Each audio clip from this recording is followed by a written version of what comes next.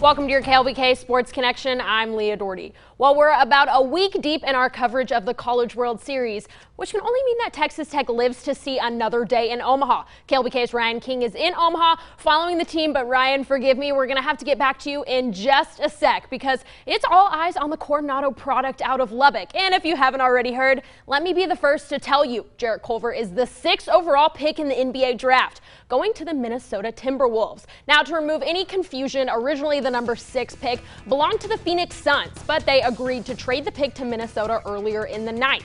Culver becomes the 2nd highest draft pick coming out of Tech, following Tony Battie, who went 5th to the Denver Nuggets in 1997.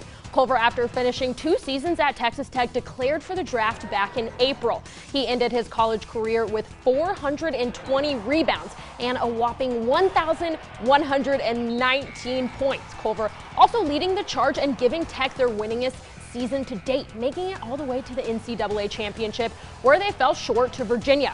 Culver says all of his hard work up to this point has finally paid off.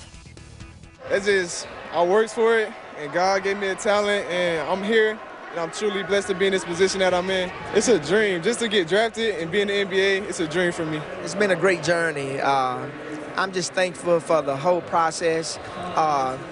We just told him wherever he ended up playing, that's where God wanted him to be.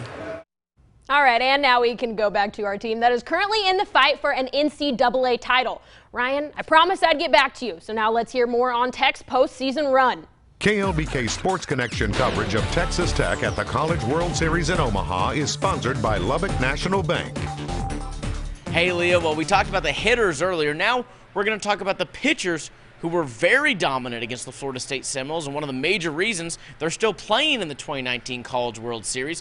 Both of them played great, Bryce Bonnin and Taylor Floyd. First of all, the starter Bonnin went 5 innings, racking up 7 strikeouts. Very impressive. Then Taylor Floyd had to one-up him, gained 8 strikeouts in only 4 innings of work. You really couldn't have asked for a whole lot more from the duo. I'm really proud of Bryce, the way he came in and threw the ball today, and same thing goes for Floyd. Really proud of the way he threw the ball, really slammed the door there, and pitched out of a couple jams, and proud of the way the guys played. The guys competed for 9 innings. They were unbelievable. They've been great all year. They got great stuff, and it's hard to put balls in play against them. Both of them got great sliders. Bond has a great fastball too, and they're just tough to put in play. We've been in this situation before this year, and just trying to execute pitches inning by inning. I think got behind some guys early in the innings, walked a few. Just trying to execute even more with runners on base. I wouldn't say I dominated. I'd say that I gutted out a lot of innings that my defense bailed me out of.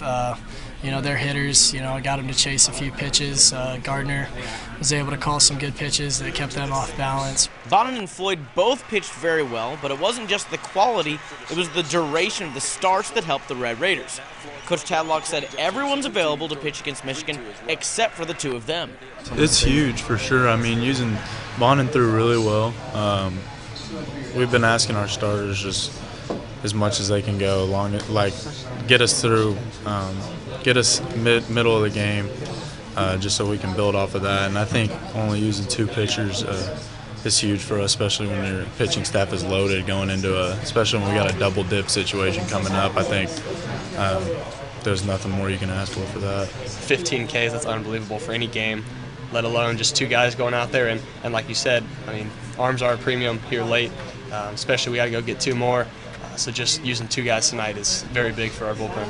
And Leo, we're less than 15 hours from Tech once again taking the College World Series field here in Omaha for an elimination game. This one against the team that beat them in the very first game of the tournament just about a week ago in the Michigan Wolverines. We'll see if they can continue that clutch magic they've been able to play with these last few games. But for now, Leah, we'll send it back to you in studio.